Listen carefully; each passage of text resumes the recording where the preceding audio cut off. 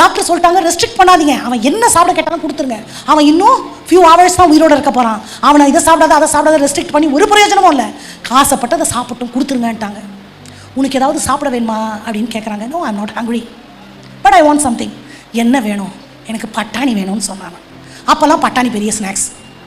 சரின்னு சொல்லிட்டு இது பட்டாணி கேட்குறான், பட்டாணி கேட்க ஆசைப்பட்றான் போலகுது அப்படின்னு சொல்லிட்டு கொடுத்தா 2 கைகளில் உள்ளங்கைகளில் அள்ளி வைத்து கொண்டான். மகன் சாப்பிடு, மகன் சாப்பிடு. வேண்டாம், நீ சாப்பிட்றதுக்கு தானே கேட்ட, ஏன் சாப்பிட மாட்டேற? இல்லை. சரி, எதுக்கு அப்புறம் கேட்டேன்? நான் கண்ணை மூடிட்டா ஏசப்பாட்ட போவேன், வெறுங்கையா நான் எப்படி போவேன்னு சொன்னானா. அவனுக்கு ஏசப்பாக்கு பட்டாணியாச்சும் எடுத்துகிட்டு போகணுன்னு ஒரு ஆசை, வெறுங்கையா போக மாட்டேன்னு. நான் செத்தா என் ஆண்டவருக்கு என்ன கொண்டு போவேன்? ஒரு ஆங்கிலேயர் ஒரு தெருவோரம் நடந்து போயிட்டு இருக்கும்போது ஒரு 10 வயசு சிறுவன் வந்து ஆடு மேய்ச்சிருக்காரு. அந்த வெள்ளைக்கார துறை என்ன செய்கிறாரு, ஆங்கிலேயர், தம்பி ஸ்கூலுக்கு போலியா அப்படின்றார். இவர் இங்கிலீஷில் கேட்குறாரு. அவனுக்கு இது புரியல. தமிழ் தான் தெரியும், இங்கிலீஷ் தெரியாது அந்த சிறுவனுக்கு, ஆடு மேய்க்கு சிறுவனுக்கு. அந்த இவர் கேட்குறது அவனுக்கு புரியல. அதனால என்ன செய்கிறார், சரிப்பா நீ என் கூட வரையா, நான் அவனை படிக்க வைக்கிறேன் அப்படின்னு சொல்லிட்டு இந்த சிறுவனை அந்த வெளிநாட்டுக்காரு தன்னோட கூட்டிட்டு போய் படிக்க வைக்கிறார். ஸ்கூலில் சேர்க்குறாரு, ஸ்கூலில் சேர்த்து படிக்க வைக்கிறார். இந்த மாதிரி சமயங்கள் போயின்னு இருக்கும்போது இயேசு கிறிஸ்துவை பற்றியும் சொல்கிறார். இயேசு கிறிஸ்து இவன் நம்புகிறான், ஏற்றுக்கிறான். இவன் வளர்ந்து வர நேரத்தில் இவன் வியாதியால் தாக்கப்படுறான், மரண தருவாயில் இருக்கிறான். இது ஒரு நடந்த நிஜம் அப்படின்னு சொல்லிட்டு பென்ஸோட மனைவி சொல்கிறாங்க. இந்த நடந்த நிகழ்ச்சியை பென்ஸோட மனைவி சொல்கிறாங்க. இந்த சிறுவனை வந்து வியாதிப்பட்டு மருத்துவமனையில் சேர்க்கிறார். இவர் வெளிநாட்டுக்கார், ஆங்கிலேயர் ஃபாரினர். இந்த மருத்துவரால் அந்த சிறுவனை காப்பாற்ற முடியல, மரண தருவாய்க்கு போயிட்டான். அப்போது இல்லை டாக்டர் என்ன சொல்கிறாரு, அவனை வந்து ஃப்ரீயாக விடுங்க, தொல்லை பண்ணாதீங்க, அவனுடைய இறுதி நேரத்தை அவன் டிஸ்டர்பன்ஸ் இல்லாத அவன் இருக்கட்டும் அப்படின்னு சொல்லிட்டு. அப்போது அவனுக்கு விருப்பத்தை ஏதாவது கேட்டான்னா வாங்கி கொடுங்க. தம்பி உனக்கு என்ன வேணும்னு கேட்குறாரு. தம்பி வந்து இங்கிலீஷும் கற்றுக்கிறான், இவர் தமிழும் கற்றுக்கிறாரு. தம்பி என்ன வேணும்? எனக்கு பட்டாணி வேணும். எப்படி இந்த இதில் சாப்பிட போகிறான் அந்த முடியாத நேரத்தில் அப்படின்னு சொல்லிட்டு பட்டாணி வாங்கி கொடுக்குறாரு அவர். இவன் என்ன செய்யறான், அந்த 2 கையில் 2 பிடிய பட்டாணி எடுத்துக்கிறான். சாப்பிடல, ஆனால் கையில் பிடிச்சி அந்த பட்டாணியை வச்சிருக்கான். தம்பி இந்த பட்டாணி சாப்பிடாத எதுக்கு கையில் வச்சிருக்காரு அப்படின்னும் போது இந்த சிறுவன் சொல்கிறான், இது வந்து நான் பரலோகம் போய் இயேசு கிறிஸ்துவை பார்ப்பேன், இயேசு கிறிஸ்துவை பார்த்து அவருக்கு என் கையில் இருக்கிற பட்டாணியை கொடுப்பேன் அப்படின்னு மகிழ்ச்சியோடு இவன் தெரிவிக்கிறான். இங்கே பாருங்க, அந்த சிறுவன் வந்து ஆடு மேய்ச்சிட்டு அவன் போகிற போக்கில் போயிருந்தாலும் கொஞ்சம் உயிரோடு இருந்திருப்பான். இந்த ஃபாரினர் என்ன செய்கிறாரு, அவனை கூட்டிகிட்டு வந்து அவனை கடைசியாக வியாதியை தள்ளிடுறாரு.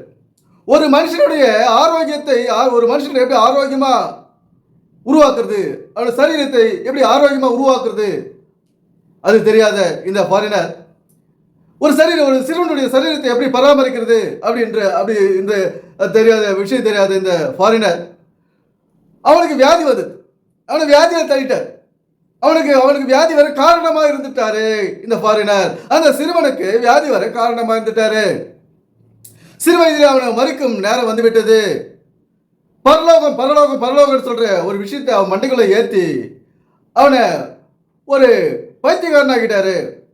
ஒரு நல்ல சமுதாயத்தை உருவாக்க இந்த சத்திய வேதத்திலிருந்து யாரும் சொல்றது கிடையாது. கடவுள் பரலோகம் காணாததையும் இல்லாததையும் சொல்லி இருக்கிற மனிதனை இங்க சாகடிக்கிறான்.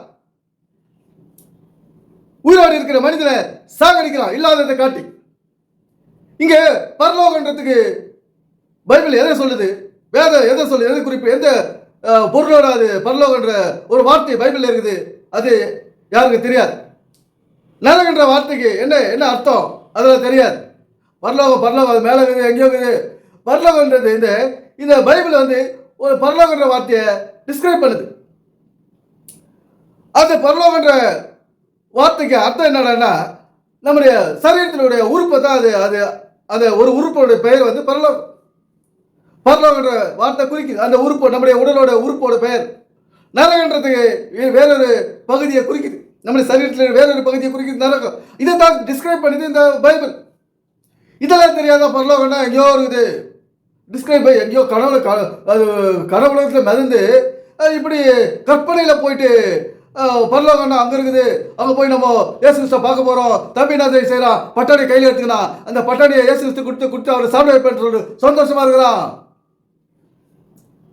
இந்த சரீர செயல்பாடு இந்த சத்தியத்திலிருந்து யாரும் விளக்கிறது கிடையாது. முழு சக்தியோடு எப்படி இந்த உலகத்தில் வாழறது, ஆயுசு நாட்கள் எப்படி அதிகரிக்கிறது, இந்த சத்தியத்திலிருந்து எந்த போதகர்களும் இதுவரை விளக்கிறது கிடையாது. டிபிஎம் பெந்தேகோஸ்தே நாங்கள் தான் பெரிய ஆழமான சத்தியம், அகலமான சத்தியம், உயரமான சத்தியம் சொல்றேன்னு சொல்லி மணிக்கணக்கில் பேசுறாங்க. உலகம் எல்லாம் அவங்களுடைய சபைகள், இந்த மாதிரி கிறிஸ்துவ சபைகள், கிறிஸ்துவ பிரசங்கங்கள் மணிக்கணக்கில் போயிட்டு இருக்குது.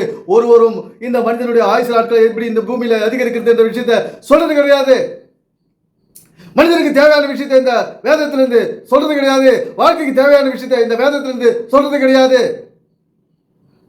வேதத்தை படிச்சீங்களா, வசனத்தை மனப்பாடம் பண்ணீங்களா, சர்ச்சைக்கு போனீங்களா, ஜெபம் செய்தீர்களா, இதுதான் கேட்குறாங்க. உங்க தலைமுடியை மாதத்துக்கு ஒரு முறை வெட்டுறீங்களா, தலைமுடிக்கு எண்ணெய் வைக்கிறீங்களா, ஒரு வாரத்துக்கு ஒரு முறை ஆயில் பாத் எடுக்கிறீங்களா, கை கால் இருக்கிற நகத்தை வெட்டுறீங்களா, இதெல்லாம் யாரும் சொல்றது கிடையாது. இந்த கேள்வியெல்லாம் யாரும் கேட்கறது கிடையாது.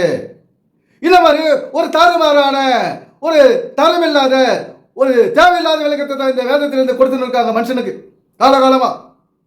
இந்த பைபிள் வந்து மறைபொருள் ரகசியங்கள் அறிந்த இருக்கிற புத்தகம். இதை விலக்கிக் கொள்ள யாரால முடியாது. அது ஒரு கொஸ்டின் பேங்க், கேள்வி புத்தகம், பதில் நம்முடைய வாழ்க்கையில் இருக்குது. வசனத்துக்கு பதில், வசனம் என்ற வினா புத்தகம் அது. அந்த வினாவுக்கு பதில் நம்முடைய வாழ்க்கையில் இருக்குது, நம்முடைய வயிற்றுக்குள்ள இருக்குது. This is the philosophy of the Bible, this is the secret of the Bible. இதெல்லாம் வந்து மனுஷனுக்கு தேவையான விஷயத்தை ஒன்றுத்தை சொல்றது கிடையாது. இன்னைக்கு மரணங்கள் அதிகரிக்குது, ஆயுசு நாட்களை அதிகரிக்க முடியாது. இன்னைக்கு எல்லாம் ஆராய்ச்சியில மறிச்சிடுறாங்க, குடும்பங்கள் அனாதையா போயிருது, பெற்ற பிள்ளைகளுக்கு கடமை செய்யாதையே மரணத்தை தழுவிடுறாங்க, மரணம் அடைந்துடுறாங்க. கணவன் மறித்துட்டா மனைவி கைவிடப்படுறாங்க, மனைவி எழுந்துட்டா கணவன் கைவிடப்படுறாரு, பிள்ளைகள் சோகத்திலே ஒரு உதவி இல்லாத போயிடுறாங்க.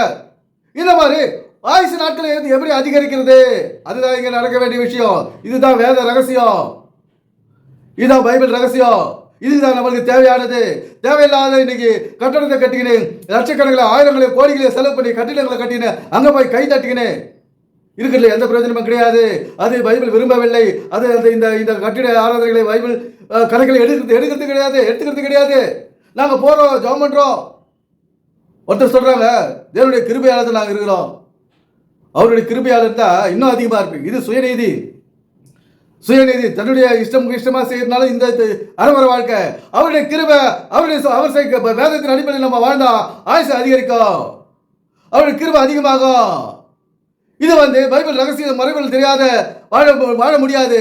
பைபிள் ரகசியத்தின் அடிப்படையில் நம்ம வாழ்ந்து வெற்றி வாழ்க்கை வாழ வேண்டும். எனவே சிந்திப்போம், செயல்படுவோம். நன்றி, வணக்கம் நண்பர்களே.